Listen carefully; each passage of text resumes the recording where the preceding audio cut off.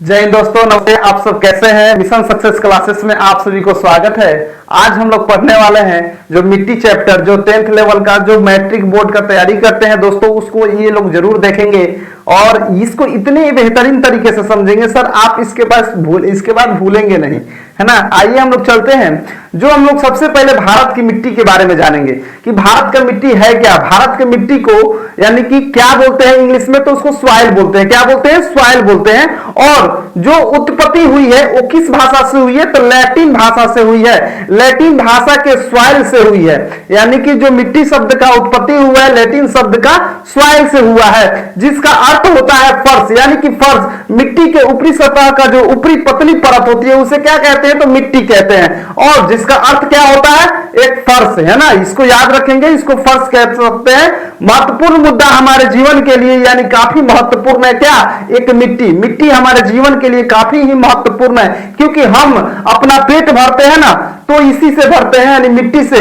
यानी मिट्टी जो है, मिट्टी में हम लोग गेहूं, धान, चना, गाजर, मूली, मिर्चा तक भी बो देते हैं, उससे ही हमारा जीवन यापन हो पाता है ना। अपना पेट भरने के लिए सब्जियां भी उगाते हैं, जितना भी सारे खाने के लिए सब्जी होते हैं वो सारे सब्जी को भी उगाते हैं इस मिट्टी से। तो हम कह सकते हैं इस मिट्टी हमारा जो है, पूरे जो मिट्टी है वो हम लोग के लिए बहुत ही महत्वपूर्ण है। और यानी कि बात करेंगे उन सभी उत्पत्तियों में ही मृदा होती है, यानी मृदा में ही उत्पत्ति होती है। यानी उस सब का जितने भी फसल का उत्पत्ति होती है कहां से होती है? तो मृदा से होती है। तो हम कह सकते हैं कि मृदा को हमारे जीवन में काफी क्या है? महत्व है। हमारे जीवन में काफी महत्व है मृदा। उस महत्व को हमेशा बरकरार रखने के लिए क्या होता है? एक विश्व दिवस के रूप में मनाते हैं मिट्टी को। और मिट्टी के इस महत्व को हमेशा बरकरार रखने के लिए, है ना, इस मिट्टी को हमेशा बरकरार रखने के लिए, है ना, संयुक्त राष्ट्र संघ यूएन ने क्या किया था कि यह एक मृदा के प्रति लोगों को जागरूक करने के लिए प्रत्येक साल 5 दिसंबर को ये क्या बोलते हैं, ये 5 दिसंबर को ये विश्व मृदा दिवस के तौर पर मनाते हैं दोस्तों, है ना। विश्व मृदा दिवस के तौर पर हम लोग मनाते हैं, जो कि 5 दिसंबर को, याद रखेंगे, मृदा दिवस 5 दिसंबर को मनाया जाता है ना। विश्व मृदा दिवस किसी भी दिवस, यानी किसी भी दिवस को मनाने के लिए मुख्य उद्देश्य क्या होता है कि लोगों को प्रति जागरूक करना। क्या हो करना? लोगों के प्रति जागरूक करना, है ना। ठीक उसी प्रकार विश्व स्तर पर 5 दिसंबर को, यानी कि हम लोगों को क्या होता है? मृदा दिवस के रूप में मनाया जाता है। मिट्टी के अध्ययन करने वाले विज्ञान को हम लोग क्या कहते हैं? तो पोडोलॉजी कहते हैं। मिट्टी के अध्ययन करने वाले लोग पोडोलॉजी कहते हैं, हम लोग पोडोलॉजी कहते हैं। जैसे हम मानव को जीवित स्वस्थ रहने के लिए क्या क्या चीज की जरूरत होती है? जैसे एक मानव को जीवित रहने के लिए क्या क्या चीज की आवश्यकता होती है? तो कार्बोहाइड्रेट, वसा, प्रोटीन, और उसके बाद कह सकते हैं कि ये सब सारे चीज जो मोटे तौर पे कह सकते हैं, यानी कि इस मुख्य तत्व की हमारे जीवन में तौर पे होने में काफी जरूरत होती है। ठीक उसी प्रकार मृदा या मिट्टी के लिए 18 पोषक तत्वों की बहुत जरूरी होती है ना। यानी कि मिट्टी के लिए 18 पोषक तत्वों की आवश्यकता होती है ना। इसमें nitrogen, phosphorus, proton, potash, zinc, boron आदि, इन सभी चीजों को यानी कि मिट्टी के लिए आवश्यक होती है ना। मिट्टी के लिए आवश्यक होती है। इन मिट्टी में 18 पोषक तत्वों को 3 श्रेणी में बांटा गया है। क्या किया गया है? 3 श्रेणी में बांटा गया है।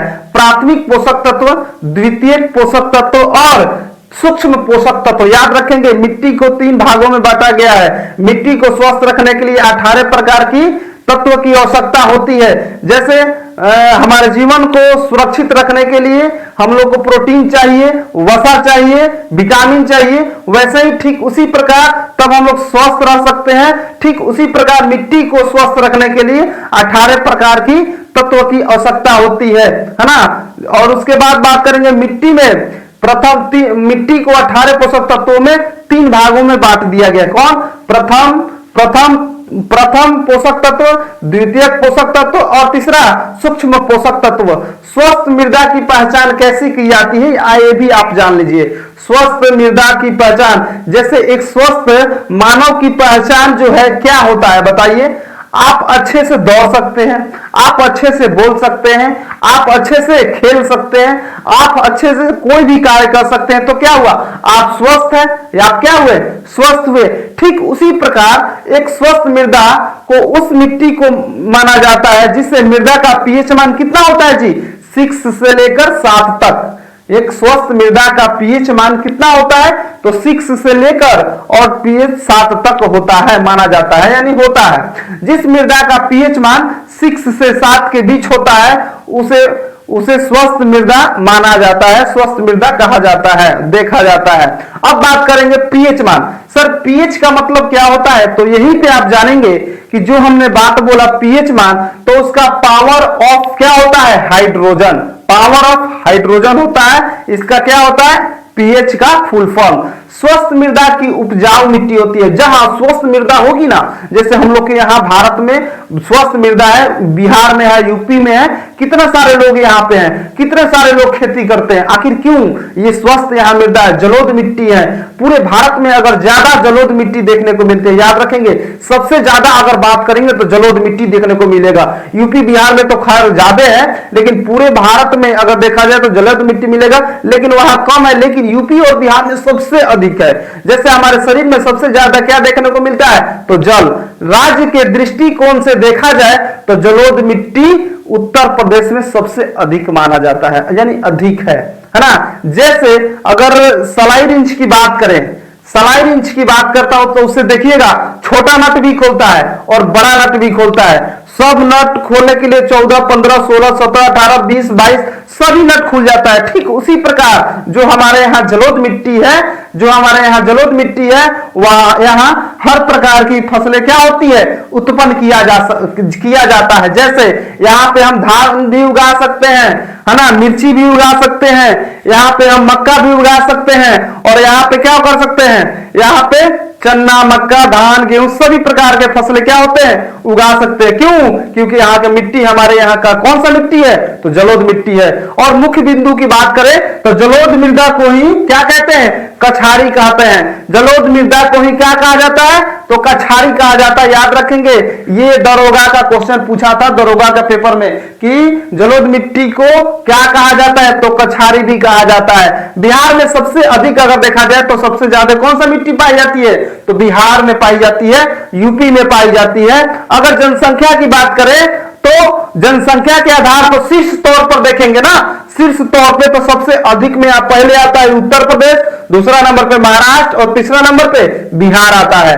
क्यों, यूपी, बिहार और महाराष्ट्र में आखिर लोग क्यों है, तो गहन तरीके से देखेंगे, यहाँ गहन प्रकार की कृषि होती है। अब जलोढ़ मृदा में ज्यादा किसान गहन कृषि करते हैं। आप कह सकते हैं कि जलोढ़ मिट्टी में गहन, यानी कि जलोढ़ मिट्टी में ज्यादातर किसान क्या करते हैं, गहन कृषि करते हैं। अब गहन कृषि किसे कहते हैं, ये भी तो जानेंगे ना दोस्तों कि गहन कृषि किसे कहते हैं। तो जो कृषि जीवन यापन करने के लिए होता है उसे क्या कहते हैं, गहन कृषि कहते हैं, है ना। कमेंट में दोस्तों क्या क्या लिख रहे हैं लोग, है ना, नहीं लिखिए ऐसे सभी प्रकार के हैं। हाँ ठीक है, सब देख लेंगे, आप लोग को कमेंट नहीं दिखाई देगा। अब आते हैं आपको, अब हाँ मैंने कहा था कि जो कृषि यानी जो कृषि जीवन यापन करने के लिए की जाता है उसे क्या कहते हैं, तो गहन कृषि कहते हैं। लगभग हर प्रकार की यहाँ पे फसलें उत्पन्न किया जाता है, यहाँ पे लगभग हर प्रकार की फसलें उत्पन्न किया जाता है। लेकिन वे अपने खाने लायक सरसों भी उगाते हैं, वे अपने खाने लायक क्या कहते हैं, मूंग भी उगाते हैं, वे अपने खाने लायक क्या करते हैं, आलू भी उगाते हैं, वे अपने खाने लायक यहाँ के लोग खाने लायक लहसुन भी उगाते हैं। यानी कि मक्का, धान, गेहूं सभी प्रकार के फसलें क्या करते हैं, उगा लेते हैं। अगर नौकरी नहीं भी हुआ तो बिहार, यूपी का लोग क्या करते हैं, अपना जीवन यापन करने के लिए कृषि कर लेते हैं। या क्यों, क्योंकि यहाँ जलोढ़ मिट्टी पाई जाती है ना दोस्तों, समझ में आ रहा है ना। तो ये सब चीज उगाए जाते हैं, ये सब ध्यान देंगे। अब इन क्षेत्रों में सबसे अधिक जनसंख्या होने का कारण क्या है? आप कह सकते हैं कि यहाँ की जलोढ़ मिट्टी पाई जाती है। क्या होता है? जलोढ़ मिट्टी पाई जाती है। और जलोढ़ मिट्टी के प्रकार के होते हैं, तो आप जानते हैं कि जलोढ़ मिट्टी जो है वो दो प्रकार के पाए जाते हैं। जलोढ़ मिट्टी कितने प्रकार? दो प्रकार के, एक खादर और दूसरा बांगर। एक खादर और दूसरा बांगर। खादर किसको कहते हैं? जो नदियां बहा कर ले आती है, जो दहाड़ बहा कर ले आती है ना नया मिट्टी को, उसको क्या कहते हैं? खादर मिट्टी कहते हैं। और जो पुरानी मिट्टी होती है उसको क्या कहते हैं? बांगर कहा जाता है। बांगर में होता है कांकर, आकर, बालू भी होता है। और इसमें क्या होता है? उसमें क्या, लेकिन इसमें बालू आकर नहीं होता है, ठीक है ना। अब बांगर जो होता है पुराने मिट्टी को कहा जाता है, खादर जो है नीम मिट्टी को कहा जाता है। आप लोग इतने जान गए। बोलिए यहां तक कोई दिक्कत? अब चलेंगे रासायनिक विशेषताएं के भी बारे में, यहीं पे जान जाएंगे दोस्तों। जलोढ़ मिट्टी में अधिकतर पोटास पाया जाता है। पोटास, चूना, ये प्रचुर मात्रा में पाया जाता है। किसमें? ये जलोढ़ मिट्टी में। जलोढ़ मिट्टी में चूना पाया जाता है, पोटास पाया जाता है ज्यादा। अधिकतर पोटास और चूना ज्यादा प्रचुर मात्रा में पाया जाता है। लेकिन जलोढ़ मिट्टी में ही एक ऐसी चीज है, नाइट्रोजन इसकी कमी हो जाती है। नाइट्रोजन जो है जलोढ़ मिट्टी में कमी हो जाती है, इसको भी याद रखेंगे आप लोग, ठीक है। अब यहां तक दोस्तों आप लोगों को कंप्लीट हुआ। मुझे विश्वास है आप सभी को अच्छा लगा होगा। एकदम जीरो लेवल से बताया हूं ताकि कोई भी बच्चा नहीं भूलेगा, और यहां से क्वेश्चन जरूर बनेगा। अगले नेक्स्ट वीडियो में लेकर आता हूं, वहां काली मिट्टी के बारे में बताऊंगा। जय हिंद।